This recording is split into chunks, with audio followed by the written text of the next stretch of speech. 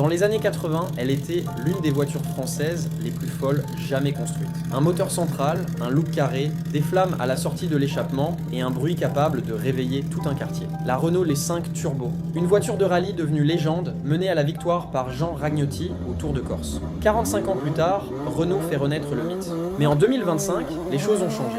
La nouvelle R5 Turbo n'a plus de moteur thermique. Elle est entièrement électrique. Voici la Renault R5 Turbo 3E, une création à la fois fascinante, puissante et complètement silencieuse. Avant de comprendre cette voiture, il faut revenir à ses origines. La première R5 Turbo, sortie en 1980, avait été conçue pour gagner en rallye. Un moteur turbo central, 160 chevaux dans la version route, plus de 300 en version course. Une propulsion pure, brutale et spectaculaire. C'était une petite bombe à roulettes. Et surtout, un symbole de la performance à la française. Au fil des années, la R5 Turbo est devenue culte. Alors quand Renault a dévoilé sa R5 électrique moderne, les fans n'ont eu qu'une seule question en tête.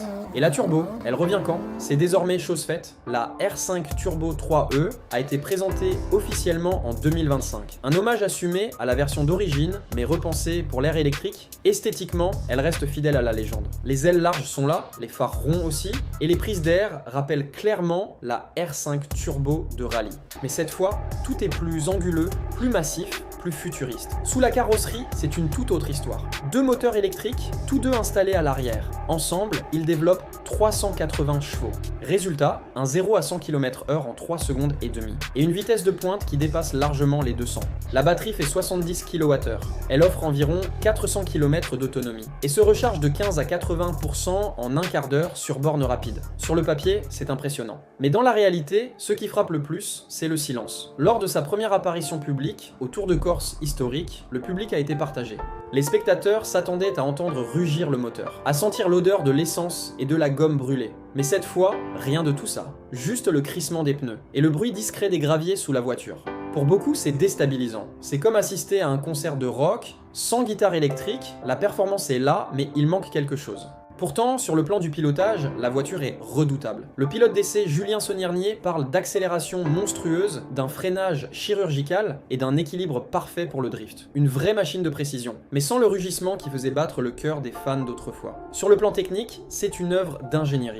La R5 Turbo 3E repose sur un châssis en aluminium. Sa carrosserie est entièrement en carbone. Et ses suspensions sont issues de la compétition. Tout est fait pour allier légèreté et rigidité. L'intérieur, lui, est digne d'un concept car. 2 sièges baquets, un arceau complet, 3 grands écrans numériques et une ambiance inspirée du monde du jeu vidéo. C'est une voiture pensée autant pour le plaisir de conduite que pour le spectacle. Mais tout cela a un prix.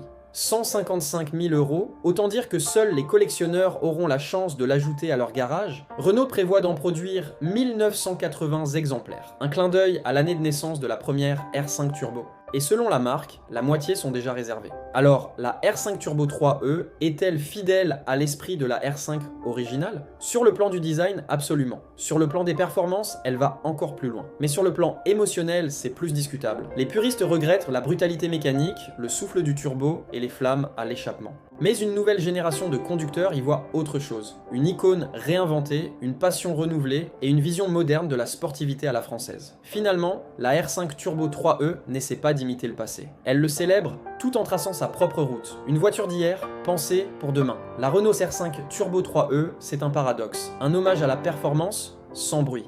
Une supercar rétro, sans essence, mais aussi un symbole du courage de Renault. Celui de mêler tradition et innovation sans avoir peur de diviser. Et vous, qu'en pensez-vous? Est-ce une trahison de la légende ou une renaissance nécessaire? Dites-le moi dans les commentaires. Merci d'avoir écouté cette histoire. N'oubliez pas de vous abonner, d'activer la cloche et de laisser un pouce bleu pour soutenir la chaîne. A très bientôt pour une nouvelle actu automobile.